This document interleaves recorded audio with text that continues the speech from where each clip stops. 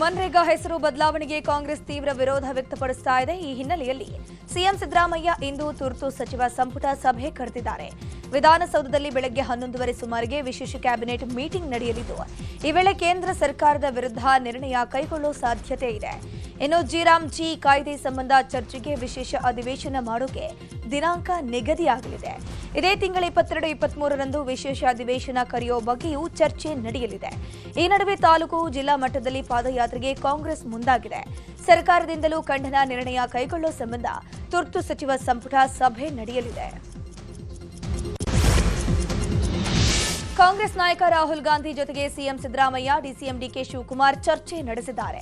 ನಿನ್ನೆ ಮೈಸೂರಿನ ಮಂಡಕಳ್ಳಿ ವಿಮಾನ ನಿಲ್ದಾಣಕ್ಕೆ ಆಗಮಿಸಿದ ರಾಹುಲ್ ಗಾಂಧಿಗೆ ಪ್ರಸಕ್ತ ರಾಜಕೀಯ ವಿದ್ಯಮಾನಗಳ ವರದಿ ನೀಡಿದ್ದಾರೆ.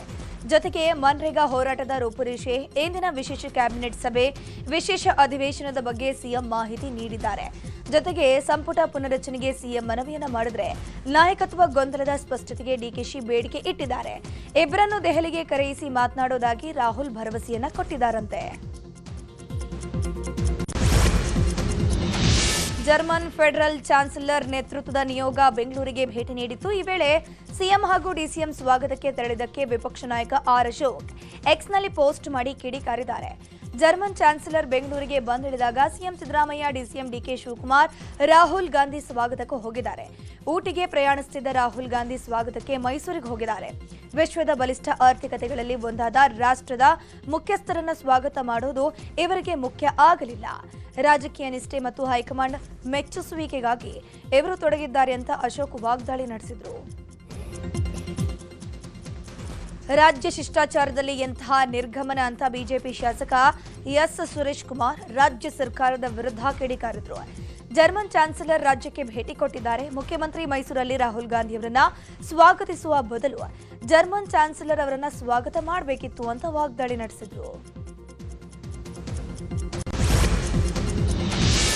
ಮಹರ್ಷಿ ವಾಲ್ಮೀಕಿ ನಿಗಮದ ಹಗರಣದಲ್ಲಿ ಕಾಂಗ್ರೆಸ್ನ ಮಾಜಿ ಸಚಿವ ಶಾಸಕರಾಗಿರುವಂತಹ ನಾಗೇಂದ್ರಗೆ ಬಂಧನದ ಭೀತಿ ಎದುರಾಗಿದೆ. ಅವರು ಸಲ್ಲಿಸಿದ ನಿರೀಕ್ಷಣಾ ಜಾಮೀನು ಅರ್ಜಿ ವಿಚಾರಣೆ ನಡೆಸಿದ ಜನಪ್ರತಿನಿಧಿಗಳ ವಿಶೇಷ ನ್ಯಾಯಾಲಯವು ಆದೇಶವನ್ನು ಕಾಯ್ದಿರಿಸಿದೆ. ಇಂದು ನಿರೀಕ್ಷಣಾ ಜಾಮೀನು ಅರ್ಜಿ ವಿಚಾರಣೆಯು ಆದೇಶ ಹೊರಬೀಳುತ್ತೆ. ಈಗಾಗಲೇ ಪ್ರಕರಣಕ್ಕೆ ಸಂಬಂಧಪಟ್ಟಂತೆ ಸಿಬಿಐ ಅಧಿಕಾರಿಗಳು ತನಿಖೆ ನಡೆಸುತ್ತಿದ್ದು, ಜಾರಿ ನಿರ್ದೇಶನಾಲಯ ಕೂಡ ಮೇಲಿಂದ ಮೇಲೆ ವಿಚಾರಣೆ ಮಾಡ್ತಾನೇ ಇದೆ. ತನಿಖೆ ವೇಳೆ 89 ಕೋಟಿ ಹಗರಣ ನಡೆದಿರುವ ಬಗ್ಗೆ ಸಾಕ್ಷ್ಯಗಳು ಸಿಕ್ಕಿದೆಯಂತೆ. ಹೀಗಾಗಿ ನಾಗೇಂದ್ರಗೆ ಜಾಮೀನು ಕೊಡಬಾರದು ಅಂತ ಸಿಬಿಐ ಪರ ವಕೀಲರು ವಾದ ಮಂಡಿಸಿದ್ರು. ಕೋರ್ಟ್ನ ಇಂದಿನ ಆದೇಶದ ಮೇಲೆ ನಾಗೇಂದ್ರ ಅವರ ಭವಿಷ್ಯ ನಿಂತಿದೆ. ಬಿಕ್ಲುಶಿಬಾ ಪ್ರಕರಣದಲ್ಲಿ ಶಾಸಕ ಭೈರತಿ ಬಸವರಾಜ್ ನಿರೀಕ್ಷಣಾ ಜಾಮೀನಿಗೆ ಅರ್ಜಿ ಸಲ್ಲಿಸಿದ್ದು, ಈ ಸಂಬಂಧ ಹೈಕೋರ್ಟ್ನಲ್ಲಿ ವಿಚಾರಣೆ ನಡೆಯಿತು. ಇಂದು ಕೂಡ ನಿರೀಕ್ಷಣಾ ಜಾಮೀನು ಅರ್ಜಿಯ ವಿಚಾರಣೆ ನಡೆಯಲಿದೆ. ಭೈರತಿ ಬಸವರಾಜು ಪರ ವಾದ ಮಂಡಿಸಿದ ಹಿರಿಯ ವಕೀಲ ಸಂದೇಶ್ ಚೌಟ ತನಿಖೆ ಸಿಐಡಿಗೆ ವರ್ಗಾಯಿಸಿದ ನಂತರ ತನಿಖೆಗೆ ಹಾಜರಾಗೋಕೆ ನೋಟಿಸ್ ಅನ್ನು ಕೊಟ್ಟಿಲ್ಲ. ಸೀಮಿತ ಅವಧಿಯ ಕಸ್ಟಡಿಗೂ ಸಿಐಡಿ ಮನವಿಯನ್ನು ಮಾಡಿಕೊಂಡಿಲ್ಲ. ನಮ್ಮ ಕಕ್ಷಿದಾರರಿಗೆ ಷರತ್ತು ವಿಧಿಸಿ ನಿರೀಕ್ಷಣಾ ಜಾಮೀನು ನೀಡಬಹುದು ಅಂತ ಸಂದೇಶ್ ಚೌಟ ವಾದ ಮಂಡಿಸಿದ್ರು. ಇದಕ್ಕೆ ಸಿಐಡಿ ಆಕ್ಷೇಪ ವ್ಯಕ್ತಪಡಿಸಿದ್ದು, ಇಂದು ಕೂಡ ವಿಚಾರಣೆ ಮುಂದುವರಿಯಲಿದೆ. ಗಣರಾಜ್ಯೋತ್ಸವ ಪ್ರಯುಕ್ತ ಬೆಂಗಳೂರಿನ ಲಾಲ್ಬಾಗ್ನಲ್ಲಿ 219ನೇ ಫ್ಲವರ್ ಶೋ ಆಯೋಜನೆ ಮಾಡಲಾಗಿದೆ. ಸಾರಸ್ವತ ಲೋಕದಲ್ಲಿ ತನ್ನದೇ ಆದ ಕೊಡುಗೆ ಕೊಟ್ಟ ಪೂರ್ಣಚಂದ್ರ ತೇಜಸ್ವಿ ಪರಿಕಲ್ಪನೆಯ ಈ ಬಾರಿಯ ಫ್ಲವರ್ ಶೋ ಆಯೋಜನೆ ಮಾಡಲಾಗಿದೆ. ಇಂದು ಸಂಜೆ 4 ಗಂಟೆಗೆ ಸಿಎಂ ಸಿದ್ದರಾಮಯ್ಯ ಅಧಿಕೃತವಾಗಿ ಫ್ಲವರ್ ಶೋಗೆ ಚಾಲನೆ ಕೊಡಲಿದ್ದಾರೆ. 5 ಗಂಟೆ ಬಳಿಕ ಸಾರ್ವಜನಿಕರಿಗೆ ಫ್ಲವರ್ ಶೋ ಕಣ್ತುಂಬಿಕೊಳ್ಳೋಕೆ ಅವಕಾಶ ಮಾಡಿಕೊಡಲಾಗಿದೆ. ಪೂರ್ಣಚಂದ್ರ ತೇಜಸ್ವಿ ಸರಳ ಬದುಕಿನ ಬಗ್ಗೆ, ನಿಸರ್ಗದ ಜೊತೆ ಅವರಿಗಿದ್ದ ಒಡನಾಟ, ಅವರ ಪ್ರಖ್ಯಾತ ಕಾದಂಬರಿಗಳ ನೈಸರ್ಗಿಕವಾಗಿ ಕಟ್ಟಿಕೊಡುವ ಪ್ರಯತ್ನ ತೋಟಗಾರಿಕೆ ಇಲಾಖೆ ಮಾಡಿಕೊಟ್ಟಿದೆ. ಇಂದು ಮಕರ ಸಂಕ್ರಾಂತಿಯ ಸಂಭ್ರಮ. ಇಂದು ಶಬರಿಮಲೆಯಲ್ಲಿ ಅಯ್ಯಪ್ಪ ದಿವ್ಯ ಜ್ಯೋತಿಯ ದರ್ಶನ ಆಗಲಿದೆ. ಯಾವುದೇ ಅಹಿತಕರ ಘಟನೆ ನಡೆಯದಂತೆ ಮುನ್ನೆಚ್ಚರಿಕೆ ವಹಿಸಲಾಗಿದೆ. ಸಂಜೆ ವೇಳೆ ಪೊನ್ನಂಬಲ ಮೇಡುವಿನಲ್ಲಿ ಮಕರ ಜ್ಯೋತಿಯ ದರ್ಶನ ಆಗಲಿದೆ. ಇನ್ನೊಂದು ಕಡೆ ಕೋರ್ಟ್ ನಿರ್ದೇಶನದಂತೆ ಈ ಬಾರಿ ದೇಗುಲದ ಸಂಕೀರ್ಣದ ವ್ಯಾಪ್ತಿಯಲ್ಲಿ ಕೇವಲ 35,000 ಯಾತ್ರಾರ್ಥಿಗಳಿಗಷ್ಟೇ ಅವಕಾಶವನ್ನು ಮಾಡಿಕೊಡಲಾಗುತ್ತೆ. ಶಬರಿಮಲೆ ಸನ್ನಿಧಾನ, ಪಂಪಾ ಮತ್ತಿತರ ಸೂಕ್ಷ್ಮ ಪ್ರದೇಶದಲ್ಲಿ ಅಗ್ನಿಶಾಮಕ ಸಿಬ್ಬಂದಿ, ಆಂಬ್ಯುಲೆನ್ಸ್ ಮತ್ತು ಇತರ ರಕ್ಷಣಾ ಸೇವೆಗಳ ಘಟಕವನ್ನು ನಿಯೋಜನೆ ಮಾಡಲಾಗಿದೆ ಅಂತ ತಿರುಮಾಂಕೂರು ದೇವಸ್ವಂ ಬೋರ್ಡ್ ತಿಳಿಸಿದೆ.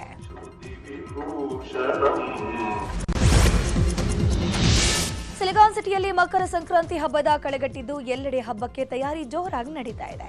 ನಾಳೆ ಸೂರ್ಯರಶ್ಮಿ ಸ್ಪರ್ಶಿಸುವ ವಿಶೇಷ ಸಂದರ್ಭಕ್ಕೆ ಗವಿ ಗಂಗಾಧರೇಶ್ವರ ಸನ್ನಿಧಿಯಲ್ಲಿ ಸಿದ್ಧತೆ ಜೋರಾಗಿದೆ. ಇಂದು ಸಂಜೆಯಿಂದಲೇ ತಯಾರಿ ನಡೀತಾ ಇದೆ. ಸೂರ್ಯ ದೇವ ದಕ್ಷಿಣ ಪಥದಿಂದ ಉತ್ತರ ಪಥಕ್ಕೆ ಸಂಚಲನ ಮಾಡುವ ಶುಭ ಗಳಿಗೆಯಲ್ಲಿ ದೇಗುಲದ ಶಿವಮೂರ್ತಿಯನ್ನ ಸೂರ್ಯನ ಕಿರಣಗಳು ಸ್ಪರ್ಶಿಸುತ್ತೆ. ಈ ಕೌತುಕ ಕಣ್ತುಂಬಿಕೊಳ್ಳೋಕೆ ಭಕ್ತರು ಕಾತುರರಾಗಿದ್ದು ದೇವಸ್ಥಾನದಿಂದ ಸಕಲ ತಯಾರಿಯನ್ನ ಮಾಡಿಕೊಳ್ಳಲಾಗಿದೆ.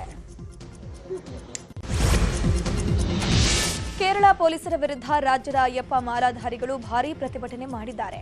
ರಾಜ್ಯದಿಂದ ತೆರಳಿರುವ ಮಾಲಾಧಾರಿಗಳ ವಾಹನಗಳನ್ನು ಶಬರಿಮಲೆಯಿಂದ 60 ಕಿಲೋಮೀಟರ್ ದೂರದಲ್ಲೇ ಪೊಲೀಸರು ತಡೆದಿದ್ದಾರೆ. ಯರಮನೆಯಲ್ಲಿ ವಾಹನ ನಿಲ್ಲಿಸಿ ಕೇರಳ ಬಸ್ ಮೂಲಕ ಶಬರಿಮಲೆಗೆ ಹೋಗಿ ಅಂತಿದ್ದಾರೆ ಪೊಲೀಸರು. ಇದನ್ನು ಖಂಡಿಸಿ ಚಿಕ್ಕಮಗಳೂರು ಜಿಲ್ಲೆಯ 5,000 ಮಾಲಾಧಾರಿಗಳು ಪ್ರತಿಭಟನೆ ಮಾಡಿ ತಮ್ಮ ಆಕ್ರೋಶವನ್ನು ವ್ಯಕ್ತಪಡಿಸಿದರು. ಈ ಬಗ್ಗೆ ನ್ಯೂಸ್ 18 ನಿರಂತರ ವರದಿಯನ್ನು ಬಿತ್ತರಿಸಿತ್ತು. ಇದರ ಬೆನ್ನಲ್ಲೇ ಸರ್ಕಾರ ಸ್ಪಂದಿಸಿದ್ದು ಅಯ್ಯಪ್ಪ ಮಾಲಾಧಾರಿಗಳಿಗೆ ಜಯ ಸಿಕ್ಕಿದೆ. ಇನ್ನು ಕನ್ನಡಿಗರಿಗೆ ಶಬರಿಮಲೆಗೆ ತೆರಳೋಕೆ ಕೇರಳ ಪೊಲೀಸರು ದಾರಿ ಬಿಟ್ಟಿದ್ದಾರೆ. ಈ ಬಗ್ಗೆ ಕೇರಳ ಸರ್ಕಾರದ ಜೊತೆ ರಾಮಲಿಂಗಾರೆಡ್ಡಿ, HK ಪಾಟೀಲ್ ಚರ್ಚೆಯನ್ನು ನಡೆಸಿ ಅಯ್ಯಪ್ಪ ಭಕ್ತರಿಗೆ ಶಬರಿಮಲೆಗೆ ತೆರಳೋಕೆ ಅನುವು ಮಾಡಿಕೊಟ್ಟಿದ್ದಾರೆ. ಈ ಹಿನ್ನೆಲೆಯಲ್ಲಿ ನ್ಯೂಸ್ 18 ತಂಡಕ್ಕೆ ಕರ್ನಾಟಕದ ಅಯ್ಯಪ್ಪ ಸ್ವಾಮಿ ಭಕ್ತರು ಧನ್ಯವಾದವನ್ನು ತಿಳಿಸಿದರು. ಚಿಕ್ಕಮಗಳೂರು ಜಿಲ್ಲೆಯ ಹಲವೆಡೆ ಅಕಾಲಿಕ ಮಳೆ ಸುರಿದಿದೆ. ಬೆಂಗಳೂರು ಹೊನ್ನಾವರ ಸಂಪರ್ಕಿಸುವ ರಾಷ್ಟ್ರೀಯ ಹೆದ್ದಾರಿ 206 ಕೆರೆಯಂತಾಗಿದ್ದು ವಾಹನ ಸವಾರರು ಪರದಾಟ ನಡೆಸಿದರು. ತರೀಕೆರೆ ಪಟ್ಟಣದ ಬಳಿ ಅರ್ಧಂಬದ ಕಾಮಗಾರಿ ಹಿನ್ನೆಲೆಯಲ್ಲಿ ರಸ್ತೆಯಲ್ಲಿ ನಿಂತಹ ಮಳೆ ನೀರು ಅವಾಂತರವನ್ನೇ ಸೃಷ್ಟಿ ಮಾಡಿತ್ತು. ಇನ್ನು ಕೊಪ್ಪ, ಚಿಕ್ಕಮಗಳೂರು, ಮೂಡಿಗೆರೆ, ಎನ್ಆರ್ಪುರ ತಾಲೂಕಿನಲ್ಲಿ ಮಳೆಯ ಆರ್ಭಟ ಜೋರಾಗಿತ್ತು. ಬೆಳಗಾವಿಯಲ್ಲಿ ಚೆನ್ನಮ್ಮ ವೃತ್ತ ಸೇರಿ ನಗರದಲ್ಲಿ ಹಲವು ಕಡೆ ಭಾರೀ ಮಳೆಯಾಗಿದೆ. ಅಕಾಲಿಕ ಮಳೆಯಿಂದಾಗಿ ಜನ ಹೈರಾಣಾಗಿ ಹೋಗಿದ್ದಾರೆ. ಬೈಲಹೊಂಗಲ ತಾಲೂಕಿನ ಸಂಗೊಳ್ಳಿ ಗ್ರಾಮದಲ್ಲಿ ನಡೆಯುತ್ತಿರುವ ಸಂಗೊಳ್ಳಿ ರಾಯಣ್ಣ ಉತ್ಸವಕ್ಕೆ ಮಳೆ ಅಡ್ಡಿಯಾಗಿದ್ದು ಸಾರ್ವಜನಿಕರು ತಲೆ ಮೇಲೆ ಕುರ್ಚಿ ಹಿಡ್ಕೊಂಡು ಕಾರ್ಯಕ್ರಮ ವೀಕ್ಷಣೆ ಮಾಡಿದರು. ಹಾಸನ ಜಿಲ್ಲೆಯಲ್ಲೂ ಕೂಡ ನಿನ್ನೆ ಭಾರೀ ಮಳೆಯಾಗಿದೆ. ಅಕಾಲಿಕ ಮಳೆಗೆ ಕಾಫಿ ಬೆಳೆಗಾರರು ಕಂಗಾಲಾಗಿ ಹೋಗಿದ್ದಾರೆ. ಸಕಲೇಶಪುರ, ಬೇಲೂರು ತಾಲೂಕಿನ ಹಲವೆಡೆ ಸುರಿದ ಭಾರೀ ಮಳೆಗೆ ಕಾಫಿ ಬೆಳೆಗೆ ಹಾನಿಯಾಗಿದೆ. ಕಟಾವು ಮಾಡಿ ಒಣಗೋಕ್ ಹಾಕಿದ ಕಾಫಿ ಬೆಳೆ ರಕ್ಷಣೆಗೆ ರೈತರು ಪರದಾಡಿದರು. ಉತ್ತರ ಕರ್ನಾಟಕದಲ್ಲಿ ಮೈಸೂರಿನ ವಾಕ್ ಶ್ರವಣ ಸಂಸ್ಥೆಯ ಘಟಕ ಸ್ಥಾಪನೆಯಾಗಿ ಕೇಂದ್ರ ಆರೋಗ್ಯ ಸಚಿವರಿಗೆ ರಾಜ್ಯ ಆರೋಗ್ಯ ಸಚಿವ ದಿನೇಶ್ ಗುಂಡೂರಾವ್ ಮನವಿಯನ್ನು ಮಾಡಿಕೊಂಡಿದ್ದಾರೆ. ಕೇಂದ್ರ ಆರೋಗ್ಯ ಸಚಿವರಾದ JP ನಡ್ಡಾ ಅವರ ಅಧ್ಯಕ್ಷತೆಯಲ್ಲಿ ಅಖಿಲ ಭಾರತ ವಾಕ್ ಮತ್ತು ಶ್ರವಣ ಸಂಸ್ಥೆಯ 60ನೇ ಕೌನ್ಸಿಲ್ ಸಭೆ ನಡೆಯಿತು. ಈ ವೇಳೆ ವರ್ಚುವಲ್ ಮೂಲಕ ಭಾಗವಹಿಸಿದ ಆರೋಗ್ಯ ಮತ್ತು ಕುಟುಂಬ ಕಲ್ಯಾಣ ಸಚಿವ ದಿನೇಶ್ ಗುಂಡೂರಾವ್ ಉತ್ತರ ಕರ್ನಾಟಕದಲ್ಲಿ ಅಖಿಲ ಭಾರತ ವಾಕ್ ಮತ್ತು ಶ್ರವಣ ಸಂಸ್ಥೆ ಮಾದರಿಯ ಸಂಸ್ಥೆಯ ಸ್ಥಾಪನೆಗೆ ಮನವಿಯನ್ನು ಮಾಡಿಕೊಂಡರು. ಕೊಪ್ಪಳ ಬಳಿ ಬಲ್ಟೋಟ ಕಾರ್ಖಾನೆ ವಿಸ್ತರಣೆ ಸಂಬಂಧ ನಡೆಯುತ್ತಿರುವ ಅನಿರ್ದಿಷ್ಟಾವಧಿ ಸತ್ಯಾಗ್ರಹ 75ನೇ ದಿನಕ್ಕೆ ಕಾಲಿಟ್ಟಿದೆ. ಪರಿಸರ ಹಾನಿ ಉಂಟು ಮಾಡುವಂತಹ ಕಾರ್ಖಾನೆಗಳ ಬಂದ್ಗೆ ಆಗ್ರಹಿಸಿ ಕೊಪ್ಪಳ ಬಚಾವೋ ಆಂದೋಲನ ಸಮಿತಿ ಹಾಗೂ ಕೊಪ್ಪಳ ಪರಿಸರ ಹಿತರಕ್ಷಣಾ ಸಮಿತಿಯಿಂದ ಅನಿರ್ದಿಷ್ಟಾವಧಿ ಸತ್ಯಾಗ್ರಹ ನಡೆಸ್ತಾ ಇದ್ದಾರೆ.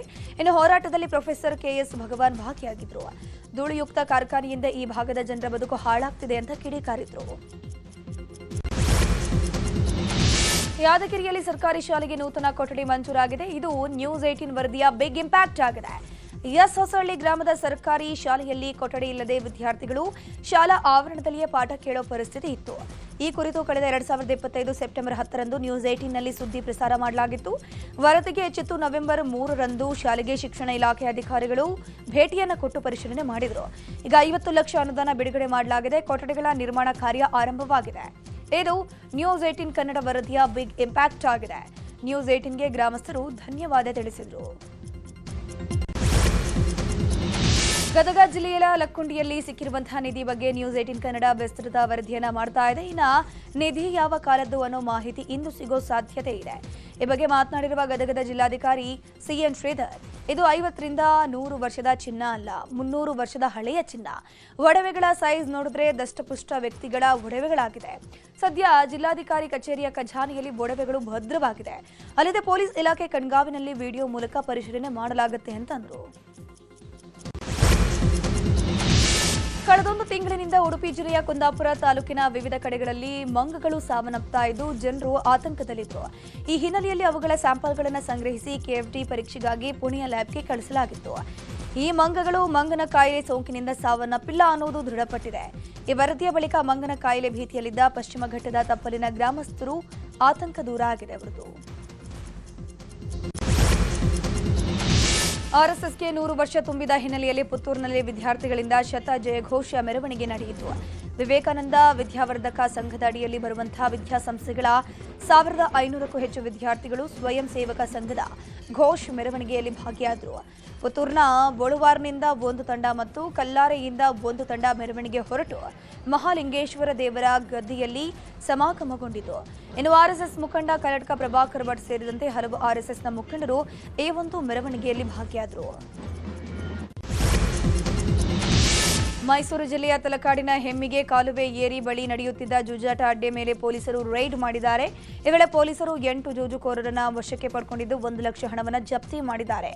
ಜೂಜಾಟದಲ್ಲಿ ತೊಡಗಿದ್ದ ಶಂಕರ್ ಕುಮಾರ, ರಾಮ ಸೇರಿ 8 ಮಂದಿ ಬಂಧಿತರು.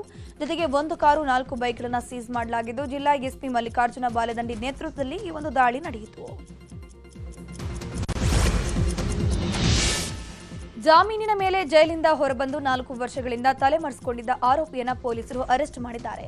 ಚಾಮರಾಜನಗರ ಜಿಲ್ಲೆಯ 3 ಹಾಗೂ ಗದಗ ಜಿಲ್ಲೆಯ 1 ಪ್ರಕರಣದಲ್ಲಿ ಜೈಲು ಸೇರಿದ್ದ ಚಕ್ರವರ್ತಿ ಅಲಿಯಾಸ್ ಚಕ್ರಿ ಎಂಬಾತ ಜಾಮೀನಿನ ಮೇಲೆ ಹೊರಬಂದು ತಲೆಮರೆಸಿಕೊಂಡಿದ್ದ. ಆತ ನಂಜನಗೂಡು ತಾಲೂಕಿನ ಕುಂಬರಹಳ್ಳಿಯಲ್ಲಿರುವಂತಹ ಬಗ್ಗೆ ಮಾಹಿತಿ ಸಿಕ್ಕ ಮೇರೆಗೆ ಸಂತೆ ಮಾರಹಳ್ಳಿ ಪೊಲೀಸರು ಬಂಧಿಸಿದ್ರು. ಬಳಿಕ ಆರೋಪಿಯನ್ನ ನ್ಯಾಯಾಂಗ ಬಂಧನಕ್ಕೆ ಒಪ್ಪಿಸಲಾಗಿದೆ. ಕೊಪ್ಪಳದ ಕಾರಟಗಿ ತಾಲೂಕಿನ ಗುಂಡೂರು ಗ್ರಾಮದಲ್ಲಿ ಬಣವೆಗೆ ಬೆಂಕಿ ತಗುಲಿ ರೈತ ಕಂಗಾಲಾಗಿದ್ದಾನೆ. ಅಯ್ಯನಗೌಡ ಅನ್ನೋರಿಗೆ ಸೇರಿದ 45 ಎಕರೆ ಭತ್ತದ ಬಣವೆಗೆ ಆಕಸ್ಮಿಕ ಬೆಂಕಿ ಬಿದ್ದು ಸುಮಾರು 2 ರಿಂದ 3 ಲಕ್ಷ ರೂಪಾಯಿ ಮೌಲ್ಯದ ಮೇವು ಹಾಗೂ ಬೆಳೆ ಹಾನಿಯಾಗಿದೆ. ವಿದ್ಯುತ್ ಶಾರ್ಟ್ ಸರ್ಕ್ಯೂಟ್ನಿಂದ ಬೆಂಕಿ ತಗುಲಿರುವ ಶಂಕೆ ವ್ಯಕ್ತವಾಗಿದೆ. ಬೆಳೆ ನಷ್ಟದಿಂದ ರೈತ ಕಣ್ಣೀರು ಹಾಕ್ತಿದ್ದಾನೆ.